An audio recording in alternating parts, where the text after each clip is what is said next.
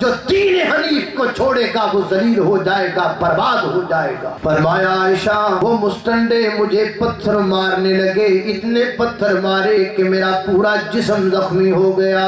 آج دین سنانا بھی آسان ہے، دین سننا بھی آسان ہے۔ نبی علیہ السلام نے دین کے لیے، اللہ کا دین سنانے کے لیے، ایک دن سیدہ عائشہ رضی اللہ تعالی عنہ عرض کرتی ہیں، اے اللہ کے محبوب پیغمبر آپ اپنی زندگی کا کوئی ایسا واقعہ سنائیں جو ابھی تک آپ کو یاد ہو، بھولا نہ ہو۔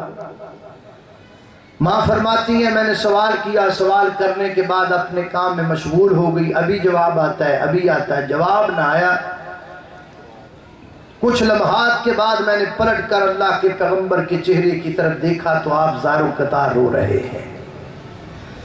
میں نے عرض کی محبوب میرے ماں باپ آپ پر قربان ہوں، آپ رو کیوں رہے؟ فرمایا عائشہ مجھے وہ وقت یاد ہے کہ جب میں مکہ سے نکلا، طائف کی وادی میں پہنچا اللہ کا دین سنانے کے لیے، اللہ کی قسم لیاری کے لوگوں آج دین سنانا بھی آسان ہے، دین سننا بھی آسان ہے۔ آپ سننے کے لیے آئے ہیں، آپ کے لیے لائٹیں لگائی گئی ہیں، آپ سننے کے لیے آئے ہیں، آپ کے لیے ساؤنڈ لگایا گیا ہے، آپ سننے کے لیے آئے ہیں، آپ کے لیے بیٹھنے کا انتظام کیا گیا ہے، آپ سننے کے لیے آئے ہیں، شاید آپ کے لیے کھانے کا بھی انتظام ہو، عموماً ہوتا ہے۔ لوگوں نے تب دین سنا تھا، تب دین کا نعرہ لگایا تھا جب بلال تپتے انگاروں پہ لیٹا کرتا تھا، تب دین سنانا مشکل تھا۔ آج ہم دین سنانے کے لیے آتے ہیں، لوگ پھولوں کی پتیاں نچھاور کرتے ہیں، لوگ کھانے پکاتے ہیں۔ یار دین تو انہوں نے سنایا جو دین سنانے کے لیے جاتے تھے، لوگ پتھر مارا کرتے تھے۔ نبی رحمت حضرت محمد الرسول اللہ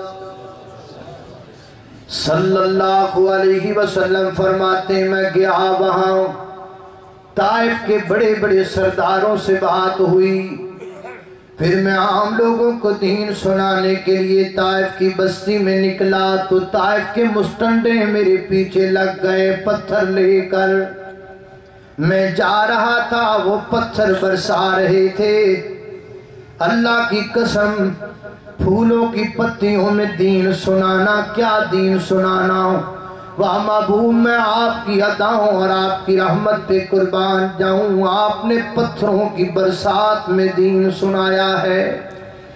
سکا چچا میرے پیغمبر کا اپنے دامن میں جھولیوں میں پتھر ڈال کر میرے محبوب کے پیچھے پیچھے چلتا، آپ آگے اللہ کا دین سناتے، وہ پتھر برساتا اور کہتا اس کی بات نہ مانو، یہ جھوٹ بولتا ہے، معاذ اللہ۔ کتنا مشکل تھا۔ فرمایا عائشہ وہ مستنڈے مجھے پتھر مارنے لگے، اتنے پتھر مارے کہ میرا پورا جسم زخمی ہو گیا۔ حضرت علامہ مبارک صفی الرحمن مبارک پوری رحمت اللہ علیہ رحیق المختوم میں لکھتے ہیں، اللہ کے محبوب پیغمبر واپس آئے، آسمان سے جبریل امین اترے، اے محبوب پیغمبر آج تو اخیر ہو گئی ہے، حد ہو گئی، آج میں پہلے سے ہی آسمان سے اللہ سے پرمیشن لے کے آیا ہوں، بس آپ اشارہ کریں میں برباد کر دوں، آپ اشارہ کریں میں پیس کے رکھ دوں، آپ اشارہ کریں میں غرق کر کے رکھ دوں، آپ اشارہ کریں میں تباہ و برباد کر کے رکھ دوں۔ میں آپ کے ہاتھ کے اشاروں کا منتظر ہوں اے میرے محبوب پیغمبر۔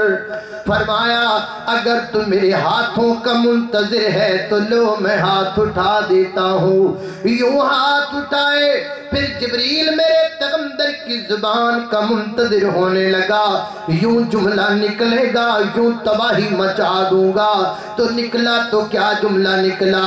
اللہم اہدی قومی فإنہم لا یعلمون۔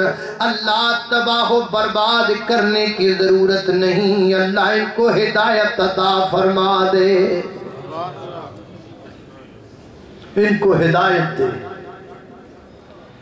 کتنے دکھ ہیں، کتنی پریشانیاں ہیں، کتنے دکھ اٹھائے اللہ کے محبوب پیغمبر نے دین سنانے کے لیے۔ دین ہم تک پہنچا کیسے؟ یہ دین ہم تک آیا کیسے؟ قدر نہیں ہے نا، کیا کچھ نہیں، لگا کچھ نہیں۔ مسلمانوں کے گھروں میں پیدا ہوئے، بنے بنائے پلے پلائے مسلمان، 6 پشتیاں 7 پشتیاں مدھرے، چھوڑو یار کیا دین دین دین، ابا و اجداد سے دین ہی سنتی آ رہے، چھوڑو مولویوں کو۔ تو مولوی کے پیچھے لگ کے داڑھی رکھ رہا، مولوی تو کہتے ہی رہتے ہیں چھوڑو چھوڑو چھوڑو مولویوں کو، کہاں جاؤ گے چھوڑ کر؟ چھوڑو دین کو، کہاں جاؤ گے چھوڑ کر؟ وَمَن يَبْتَغِي غَيْرَ الْإِسْلَامِ دِينًا، جو دین حنیف کو چھوڑے گا وہ ذلیل ہو جائے گا، برباد ہو جائے گا، نام و نشان مٹ جائے گا اس کا جو محمد کے دین کو چھوڑے صلی اللہ علیہ وسلم۔ یہ جان ہے اللہ کے پیغمبر کی، جس کو تمام خطرات کے سامنے آپ نے یوں کھڑا کر دیا، ہر تکلیف کو برداشت کیا۔